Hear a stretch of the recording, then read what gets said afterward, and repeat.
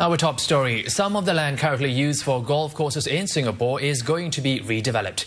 Two courses, the one belonging to Keppel Club as well as the Marina Bay Golf Course, will vanish entirely, and two golf clubs in the east will have to give up land to Changi Airport.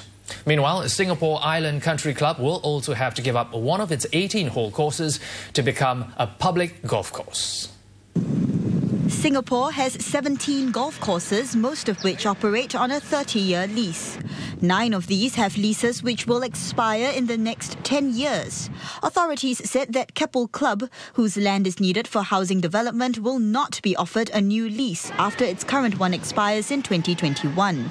If keen, it will be offered an alternative site to operate as a club without golf facilities. Similarly, the public Marina Bay Golf Course won't get a new lease when its current one expires in 2024. Instead, one of the Singapore Island Country Club's two 18-hole golf courses at its Bukit location will be reallocated as a public golf course once its current lease expires in 2021 and will be operated by the Labour Movement. SICC's other golf course at the Bukit location will be offered a new lease until 2030, on condition that the club works with the Labour Movement on how the courses can be reconfigured and the facilities shared. Both sides have till February next year to work out an agreement. Two golf clubs located close to Changi Airport will also see their courses affected to accommodate the airport's expansion plans.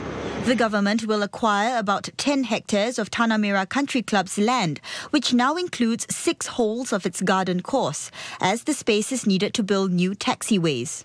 While some 26 hectares from the National Service Resort and Country Club will go to airport expansion and related roadworks. The club's 9-hole Air Force course already sits on state land on a short fixed term and is renewed on a yearly basis.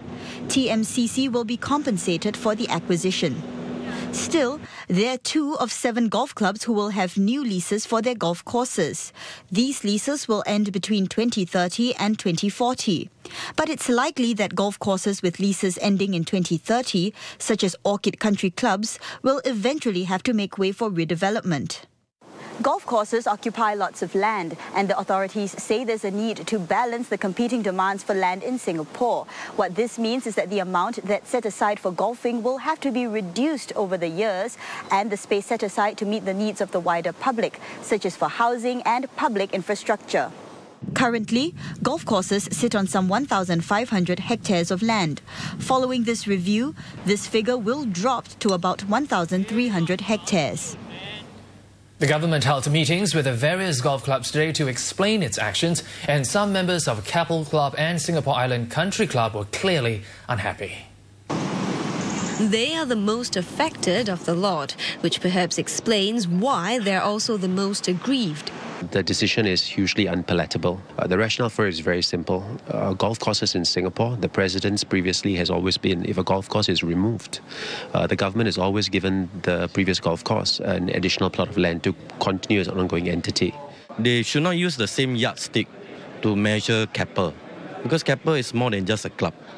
We are a club that cares for the community, cares for the public. This is the second of 2 closed-door meetings held at Suntec Convention Centre between government representatives and hundreds of members of clubs. Now, the first meeting was held at 1:30 p.m. and the aim of the meetings is to relay the authorities' decisions as well as address members' concerns. The SICC said it understood that the authorities had a wider national agenda to consider. So while its president, Mr. Tay Joo Soon, expressed disappointment, he said now that there's more clarity, the club will be able to plan for its future. But its members are still unhappy. They have to make a difficult decision about the needs of the population, and it's an unpopular move. But I think a lot of the members, although they don't express their disapproval, they are unhappy, you see. So perhaps it could have been done a little bit more gently and more gradually. Golfers from other clubs reacted with some relief. The club is saying that they're going to review issues like whether they're going to compensate us with a fee review or whether there's an expiry extension, etc. And that's good. I mean, as I said, it was inevitable. But what's good is that finally we get to know for sure what is, it puts to rest all the speculations that's been going on.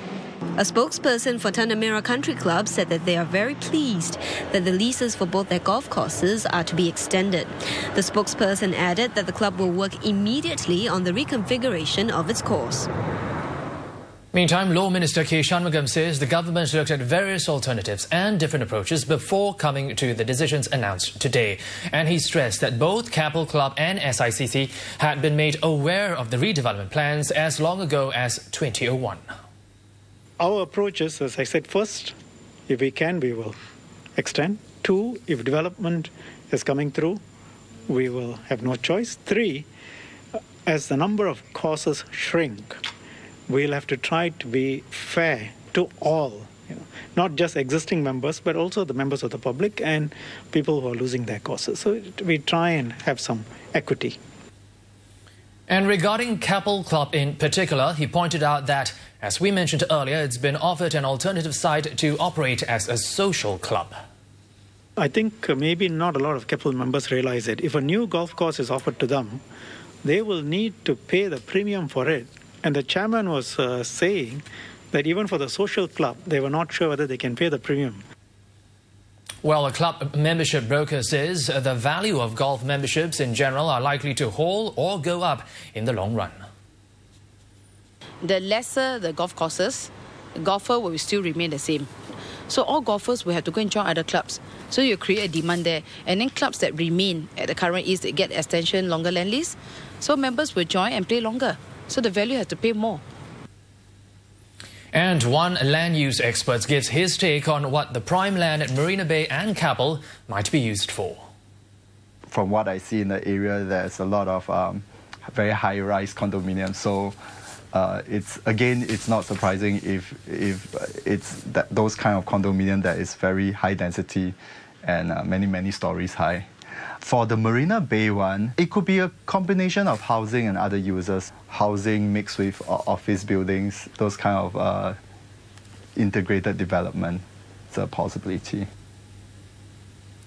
Dr. Neo says even after the moves announced today, about 1.5% of land in Singapore will still be for golf courses.